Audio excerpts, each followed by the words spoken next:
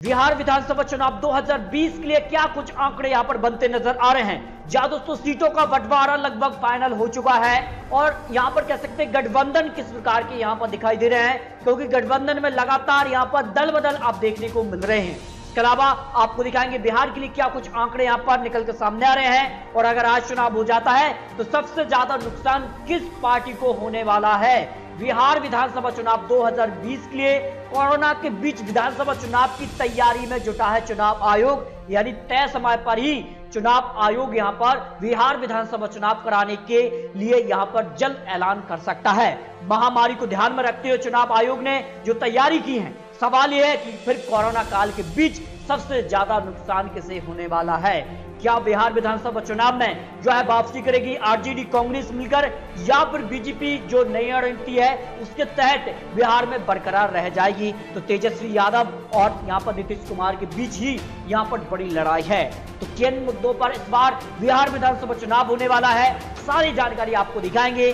कैसा है रोजगार बिहार के अंदर और बिहार की जनता का मन क्या है, किसके साथ बिहार के लिए अब इस वक्त आंकड़े दिखाई दे रहे हैं। लेकिन हाल ही में जो सर्वे कराया है कार्यकर्ताओं से, सर्वे में बीजेपी को बड़ा झटका लग सकता है। जेडीयू के लिए क्या कुछ आंकड़े हैं और आरजेडी के लिए कितना यहां पर बढ़त दिखाई दे रही है, सारे आंकड़े आपको दिखाएंगे। क्योंकि बाढ़ कोरोना काल में लोग खुश नहीं है, सर्वे इस प्रकार का यहां पर निकलकर आ रहा है। और 2 महीने पहले आरजेडी से 5 एमएलसी जेडीयू में शामिल हुए थे। इसके अलावा यहां पर हाल ही में बिहार में सियासी नेताओं का पाला बदलने का खेल शुरू हो चुका है, क्योंकि बिहार में ज्यादा समय बचा नहीं हुआ है चुनाव के लिए। और ऐसे में जो है बिहार में अब यहां पर नेताओं का पाला बदल शुरू हो चुका है, जिनमें बड़ा नाम यहां पर कह सकते हैं श्याम यहां पर रजक ने यहां पर नीतीश कुमार पार्टी पर बड़ा हमला बोला है। अब वो आरजेडी में शामिल हो चुके हैं और जेडीयू का पलटवार आरजेडी के 3 विधायकों को उन्होंने भी अपने पाले में किया है। यानी बिहार विधानसभा चुनाव के लिए दल बदल शुरू हो चुका है। ऐसे में क्या कुछ आंकड़े बनेंगे बिहार की अगर बात करें तो 243 सीट बिहार से आ जाती हैं। और 2015 में किस प्रकार के आंकड़े रहे थे, हालांकि 2015 में यहाँ पर 3 बड़े दल आरजेडी, जेडीयू और कांग्रेस जो है गठबंधन में चुनाव लड़े, तो बीजेपी एलजेपी के साथ यहाँ पर चुनावी मैदान में थी। लेकिन इस बार कुछ नया गठबंधन देखने को मिलने वाला है। पॉपुलेशन यहाँ पर कास्ट पॉपुलेशन जानना बेहद ही खास जरूरी है, क्योंकि यहाँ से गठबंधन तय होगा। देखिए ओबीसी की अगर बात की तो 50% यहाँ पर पॉपुलेशन आती है, जिनमें यादव 14%, पूर्वी 5%, कुशवाहा यहाँ पर जो है 7% है और अन्य जो है यहाँ पर कुछ और यहाँ पर पार्टी है। और यहाँ से अगर बात करें तो कुशवाहा जो है यहाँ पर कह सकते हैं उपेंद्र कुशवाहा जो है वो कहीं ना कहीं महागठबंधन में उनको सीट शेयरिंग को लेकर जो है वो एडजस्ट नहीं हो पा रहे हैं। तो फिर क्या उनको होने वाला है, इस पर भी आपको कुछ आंकड़े दिखाएंगे। महागठबंधन में किस प्रकार का सीट बंटवारा हो सकता है वो भी आंकड़े आपको दिखाएंगे। यहाँ पर महादलित की अगर बात करें तो यहाँ पर 15% आते हैं और इनमें अगर बात करें तो जो यहाँ पर कह सकते हैं हाल ही में कुछ नेता जो हैं वो आरजेडी में शामिल हुए हैं। तो कहीं ना कहीं आरजेडी मजबूत स्थिति में नजर आ रही है और यहाँ पर कह सकते हैं कि अब एलजेपी जो है वो आरजेडी ज्वाइन कर सकती है, ऐसी भी खबर है। इसके अलावा अगर बात करें लेकिन महागठबंधन से जीतन राम मांझी जो है वो यहाँ पर कह सकते हैं कि बीजेपी जेडीयू में जा सकते हैं, ऐसी बड़ी खबर है। मुस्लिम समुदाय की अगर बात करें तो 16% आते हैं और यहाँ अजहरुद्दीन ओवैसी जो है वो काफी महत्वपूर्ण भूमिका में आने वाले हैं, क्योंकि अगर वो चुनावी मैदान में उतरते हैं तो कहीं ना कहीं आरजेडी कांग्रेस का वोट शेयर घट सकता है। फॉरवर्ड कास्ट की बात करें तो 19% यहां से आते हैं और इनका किसको फायदा होगा वो भी आंकड़े आपको दिखाएंगे। और यहां पर आदिवासी की बात करें तो 1.3% है और कुछ अन्य यहां से निकलकर सामने आते हैं। अब देखिए किस प्रकार के आंकड़े जो थे वो 2015 विधानसभा चुनाव के अंदर देखने को मिले। देखिए यहाँ पर बात करें तो चौथी बड़ी पार्टी जो है वो बीजेपी बनी और बीजेपी यहाँ पर कह सकते हैं कि उनके वोट शेयर में भी गिरावट देखने को मिली 2015 विधानसभा चुनाव। लेकिन कह सकते हैं कि 3 बड़े दल जो थे वो गठबंधन में थे, जिस कारण से उनका वोट शेयर यहाँ पर देख सकते हैं 40% वोट शेयर यहाँ पर जेडीयू के खाते में, 44% यहाँ पर आरजेडी और 39% कांग्रेस के हिस्से में, 37% वोट शेयर बीजेपी को गया।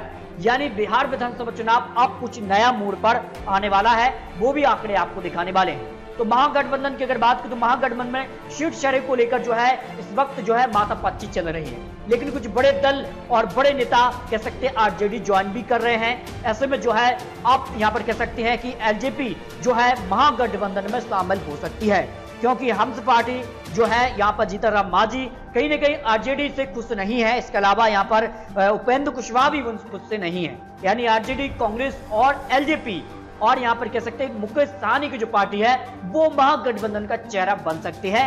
ऐसी बड़ी खबर यहाँ पर दिखाई दे रही है।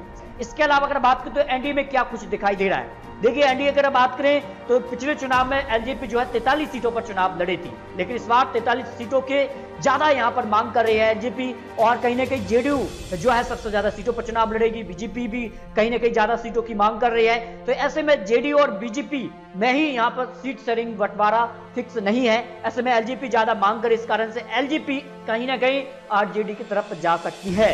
अब देखिए बिहार में अगर बात करें तो बीजेपी जेडीयू कितनी सीटों पर चुनाव लड़ना चाहते हैं। देखिए अगर बात करें तो 101 सीट से 110 सीट के आसपास यहां पर जेडीयू जो है एनडीए गठबंधन में चुनाव लड़ना चाहती है। इसके अलावा बीजेपी को भी यहां पर 101 से 110 सीट के आसपास यहां पर सीट मिल सकती हैं चुनाव लड़ने के लिए, लेकिन इस बार कह सकते हैं कि जेडीयू जो है ज्यादा सीटों की मांग कर रही है। इसके अलावा यहां पर एलजेपी जो एनडीए का यहां पर सदस्य है, लेकिन वो भी यहां पर ज्यादा सीटों की मांग कर रहे हैं। ऐसे में जो है एनडीए से जो है एलजेपी अलग हो सकती। नीतीश कुमार की लगातार वो यहां पर कह सकते हैं कि निशाना साधते रहे हैं, कोरोना काल हो, यहां पर बाढ़ प्रभावित इलाके रहे हों। अब बात कर लेते हैं महागठबंधन के लिए, तो 80 सीटों की मांग यहां पर कांग्रेस कर रही है।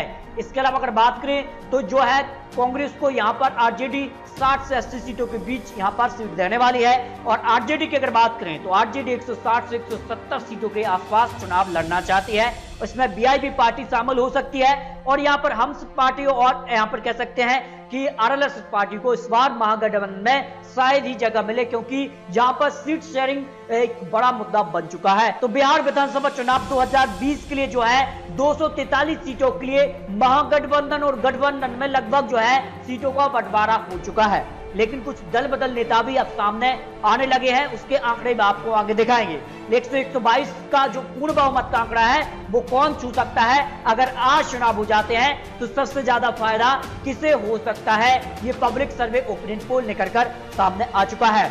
दोस्तों सर्वे के मुताबिक सबसे ज्यादा सीटें 105 सीट जो है आरजेडी के हिस्से में जा रही हैं, क्योंकि 2015 में भी आरजेडी ने सबसे ज्यादा सीट हासिल की थी, और सबसे ज्यादा इस बार वो सीटों पर चुनाव भी लड़ रहे हैं, क्योंकि 140 से 150 सीटों के आसपास वो चुनाव लड़ सकते हैं। तो 105 सीट उनको इस वक्त दिखाई दे रही हैं। इसके अलावा कांग्रेस के हिस्से में 20 सीट यहां पर जा सकती हैं। अगर आज चुनाव हो जाते हैं तो बीजेपी को 60 सीटों के आसपास सीट यहां पर मिल सकती हैं। वही जेडीयू को यहां पर कह सकते हैं 55 सीटों के आसपास यहां पर सीट मिल सकती हैं, और यहां पर एलजेपी को 2, यहां पर हम पार्टी बीआईबी पार्टी को 1-1 सीट यहां पर मिल सकती हैं, और अन्य के खाते में 8 सीट यहां पर जा सकती हैं। ये पब्लिक ओपिनियन पोल निकलकर सामने आ रहा है। बिहार विधानसभा चुनाव के लिए ज्यादा समय बचा नहीं है, और जल्द ही चुनाव आयोग यहां पर ऐलान कर सकता है। लेकिन आने वाले समय में किस प्रकार से चुनावी प्रचार होते हैं, किस प्रकार से गठबंधन होते हैं, और किस प्रकार से किस दल के लिए कितनी सीट यहां पर चुनाव लड़ने के लिए मिलती है, इसके बाद जो है आंकड़े बदल भी सकते हैं।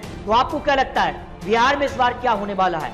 क्या महागठबंधन की जीत होगी, या फिर गठबंधन यानी एनडीए गठबंधन जो है इस बार सरकार में भी है, और 2020 में भी वो एक वापस से सरकार में वापसी कर लेगा? तो इससे अपनी राय कमेंट बॉक्स में रख सकते हैं। और बिहार संबंधी हर वो खबर जानने के लिए जो चुनाव संबंधी हो, उपचुनाव को लेकर हो, या फिर कई बड़े और भी इलेक्शन संबंधी हो, तो उस जानकारी पाने के लिए चैनल को सब्सक्राइब भी कर लीजिए। मिलते हैं कोई नई जानकारी के साथ, तब तक के लिए जय हिंद, जय भारत।